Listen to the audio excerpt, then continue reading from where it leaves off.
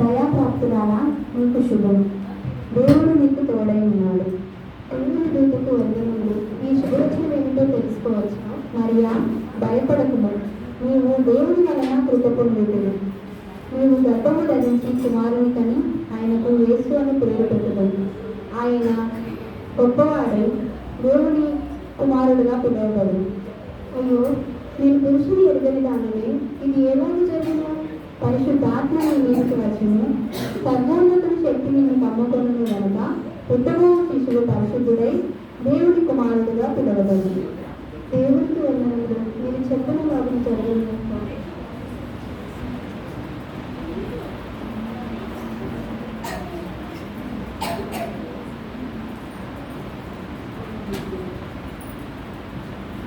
ఇతని పేరు యోసేపు. మరియతో ప్రదానం చేయబడిన తర్వాత మరియ గర్భవతి ఉందని తెలుసుకొని ఆమెను అవమానపరచనొల్లక రహస్యముగా ఆమెను విడనాడని ఉద్దేశించను. అతనికి సంతోషించుకొనొచ్చు నిద్రించుండను. అప్పుడు గాబ్రియేలు దూత శిక్షని ఇలా జీవించాను.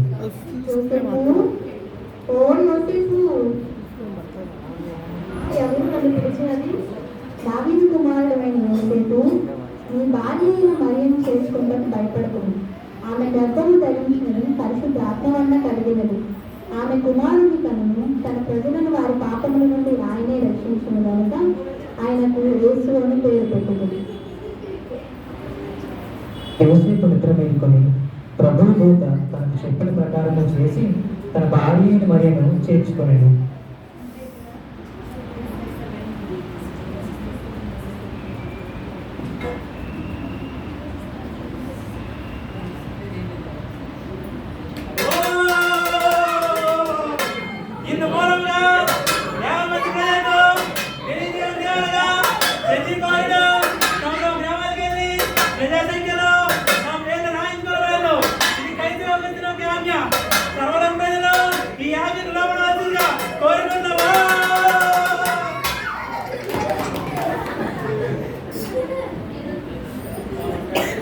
యోసేపు దావీదు వంశములోను గోత్రములోను పుట్టినవాడు కనుక తనకు భార్యగా ప్రదానం చేయబడి గర్భవతి ఉండిన మరియతో కూడా ప్రజా సంఖ్యలో పేర్లు నమోదు చేయించుకుంటే గలిలయలోని నజరేతు నుండి యూదయలోని బెత్లెహేమును దావీదును ఊరికి వెళ్ళెను.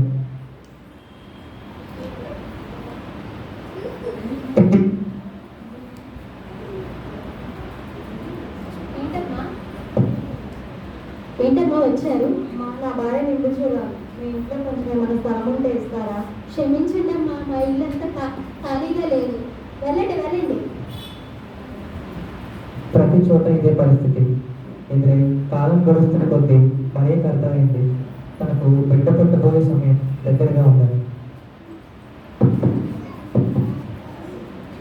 ఎవరమ్మా మీరు? నా భార్య నిండు చూడాలమ్మా, కొంచెం స్థలం ఉంటే ఏమైనా ఇస్తారా? మా ఇంట్లోనే మాకు స్థలం సరిపోతుందమ్మా, మళ్ళీ మీకు కూడా అంటే మరి అయ్యేలేదు. లేదమ్మా సారు, ఒక నిమిషం అమ్మా. పాపం ముందు చూడాలన్నా ఉంది. మా ఇంటి పక్కన పశువులు పాక ఉంది, అక్కడ మాత్రం స్థలం ఉంది. కావాలంటే మీరు అక్కడ పడుకోవచ్చు.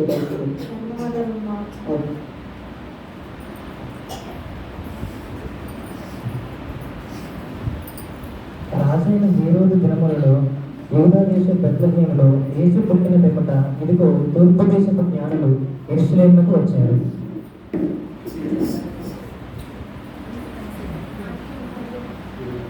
రాజుల రాజు హేరోదు రాజు ఏం చేస్తున్నారు?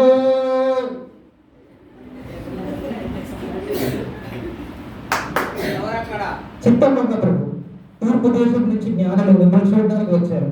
వెంటనే వాళ్ళు ప్రవేశపెట్టండి. తూర్పు దేశ జ్ఞానులు రాజు మిమ్మల్ని రమ్మంటున్నారు, రండి. హేరోదు రాజుకు వందనములు.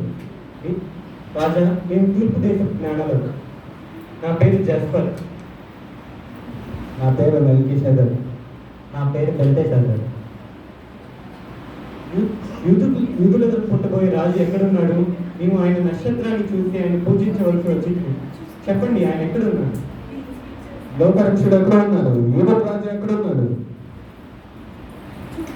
మీరు వెళ్ళి ఆ శిశువు విషయమై జాగ్రత్తగా వెలుగుడి. సమాచారం తెలిసిన తర్వాత మేము వచ్చి ఆయనని పూజించినట్లు మాకు సమాచారం పంపుడి. వెళ్ళండి, ఇప్పుడే మీరు బెత్లెహేమునకు బయలుదేరండి. చిత్తం ప్రభువా. అపజయమే ఎరుగని ఈ హేరోదు రాజు వేరొక రాజును పూజించుటయా? అసంభవం. అయినను ఆ రాజు బ్రతికి ఉన్న ఎడల అప్పుడు చూసుకుందాము.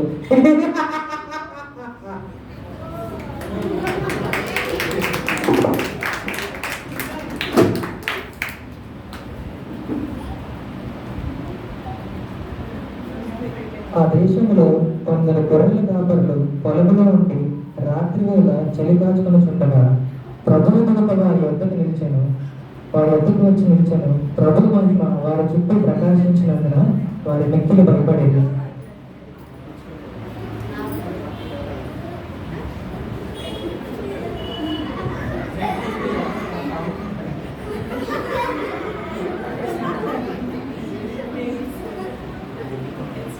దేవలారా,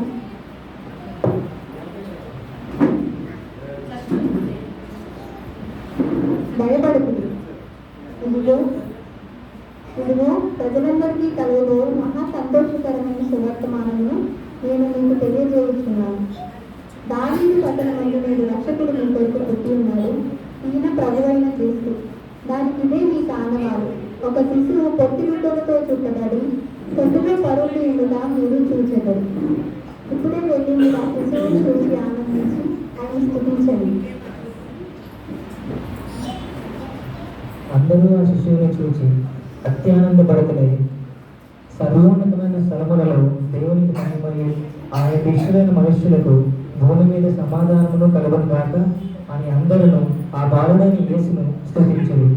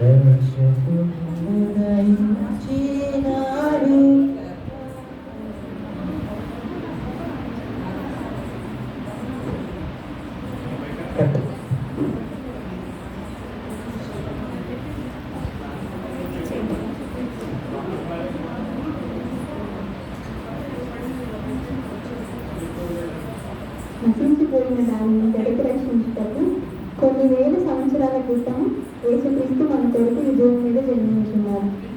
ఆ స్థితి ఇక్కడ మేము ప్రదర్శించున్నాము. ఒక అందరికీ నచ్చింటుంది.